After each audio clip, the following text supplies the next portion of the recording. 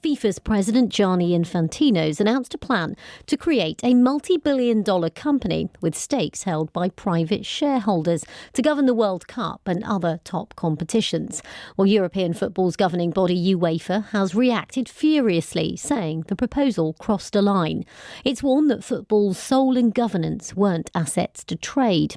Well, FIFA claims it wants to grow the game, and some media reports claim Infantino himself could earn tens of millions of dollars out of the plan.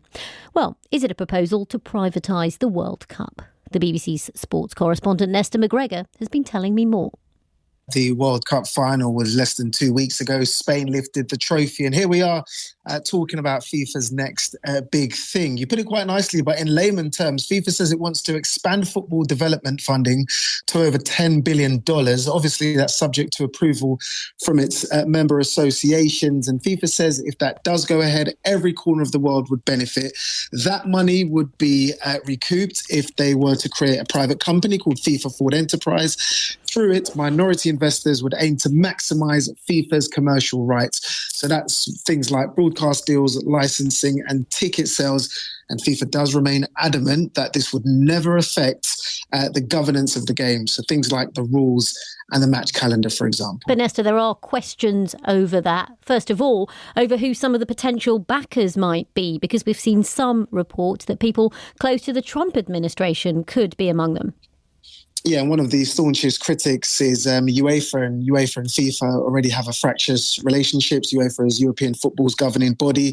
Their statement, Regini, very strong. It says that this crosses the line that football's governing institutions should never cross. It says the soul and governance of football are not assets to trade, and that none of us are the owners of football. It's not FIFA's to sell. As you mentioned, the private equity companies involved and some of the names touted around have been seen as having very close links, as you mentioned, to current FIFA president Gianni Infantino.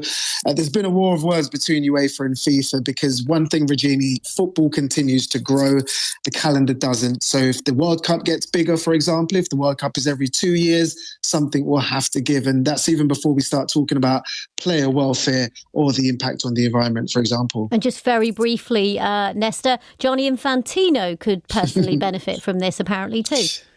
Yeah, he's already one of the most powerful men on the planet, isn't he? And when you consider he spent the last 6 weeks side by side with President Trump, it's debatable if his likability factor has improved, but his profile certainly has. The 2026 World Cup proved football is as big as it's ever been. There's an appetite for it. What role Gianni Infantino will play remains to be seen, though.